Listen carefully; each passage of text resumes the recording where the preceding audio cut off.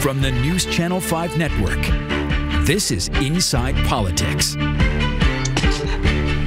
Hello, everyone. I'm News Channel 5 political analyst Pat Nolan. Welcome to Inside Politics. 100 years ago in August 1920, the eyes of the nation, even the world, were on Nashville and the state of Tennessee. Over 7 decades of hard work to extend the right to vote to women came down to a decision of the Tennessee General Assembly. After weeks of intense lobbying and debate on Capitol Hill, Tennessee became the perfect 36. The final state needed to approve the 19th Amendment to the U.S. Constitution, granting women the suffrage. How did it all happen? How is Nashville celebrating this special moment in American history? And what does what occurred in Nashville on August 18, 1920 mean today and for our future? Our guest on Inside Politics this week is Jeanie Nelson, a group of Votes for Women, an organization that's playing a big role in this centennial celebration. Jeanie, welcome to the program. Thank you, Pat. Happy to be here. So how did your group Vote for Women get started? Have anything to do with some walks around the lake or a walk around Metro Center? Yes, indeed. A friend of mine and I, Margaret Bim, have been walking together for 20 years. I just multiplied that out. It is 10 million steps we've taken. So, but 2.5 years ago, we started talking about some issues. We talked about a lot of issues over those 20 years, but we started talking about how women's stories were not being preserved or kept in the same way as they should be. And then we, skipped our minds over to the upcoming anniversary and thought this would be a great way to try to really move that needle. Now, it's obviously all gone a lot further than that. But the second thing we did really quickly after we thought what would be the perfect place to do a permanent exhibit and place for engagement, we landed on our dream would be the Nashville Public Library. So we reached out almost immediately to Julie Mosley, a friend of ours, a colleague in early women professional work as well as politics and policy, and she had been the chairperson of the Nashville Public Library's fabulous foundation for a number of years. So we reached out to her quickly, and the three of us got going on trying to visualize what we might do. And the exhibit actually opens virtually, unfortunately, but it will open on Tuesday, August 18th. It'll be 11:30 in the morning, and people who want to do it can come online and do it as well. How can people who want to watch it, the opening of it on Tuesday, do that? Absolutely. I think the easiest way to stay up with the Votes for Women room is to go to the website, which is library.nashville.org/Votes for Women.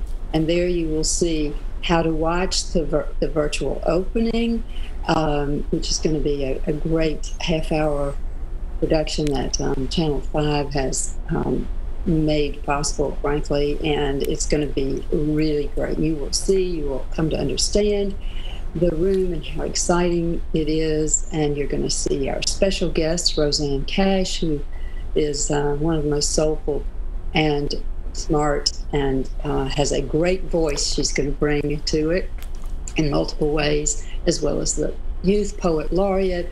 And it's 11:30 to 12, and then it will culminate in something we'll talk about a little bit later, the ringing of bells all through Nashville. But the best way to go to that website, and you will see exactly how to watch it, and you'll be able to keep up with things. There appear to be a number of interactive digital learning parts of the exhibit. Can you tell us a little bit of how that will be involved and how perhaps school children will be able to participate? Yes, indeed. One of the reasons that we thought about the library was that it looks directly out on the Capitol and the Hermitage Hotel, where so much, in fact, that's all of the August 18th and so many of the things that occurred during this anniversary time. So the room itself is just I can't even begin to describe it. We have had a chance to have some sneak peeks, as you can imagine, but it is the interactive for kids. There are going to be places at a table where they can actually vote on questions they're discussing with their friends and their schoolmates, and the answers will go up on this LED screen. And in the meantime, they will have gotten this great education about women leaders, nationally, internationally, and locally, as well as what the history of how this movement came about to get women the right to vote. So, but the interactive is going to be touch screens. They're going to be, and I'll tell you more about some of those later. The exhibit focuses obviously on the final vote here in Tennessee, but it highlights an awful lot of the groundbreaking situations. I mean, some people may realize while it culminated in Nashville in 1920, the search for women to get the vote began several decades early. I mean, the exhibit looks back on that long, sometimes difficult timeline that women had to go through in order to get the suffrage. Absolutely. We wanted to be sure that, it's so easy for people to say that women were given the right to vote. And it's so important that we all understand that women had to fight for this. And they started roughly 1848 and took 72 years for women to get the complete right to vote. And even at that point, in 1920, there were, it's an unfinished business. At that time, for Black women, they were under many of the same, in fact, probably all of the same impediments that Black men were about voting in the 1920s. For young girls that come to see this exhibit, they've grown up in a world where women voting is considered to be the norm, what people are supposed to be doing. It would seem to have an exhibit about that might seem ridiculous to them, but this exhibit, I think, looks to motivate them to continue to recreate history and do that in a powerful way. Absolutely. And I think, of course, our big hope is that it will motivate them to go out and make change in what their world sees as the needs for change, and to really understand the depth of what it takes. And of course, we are fighting still, or working with still many of the same challenges that were occurring then, just occurring back in 1920, but simply in different forms. And so.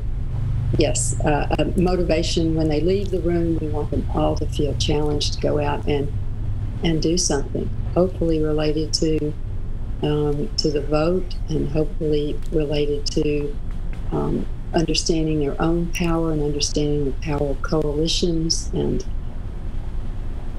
Jeanie Nelson's our guest on Inside Politics. She's part of the Votes for Women group. It's playing a big part in the centennial celebration of the Votes for Women here in Tennessee, where Tennessee was the final state to approve the 19th Amendment. Back to continue our conversation with Ms. Nelson after this break.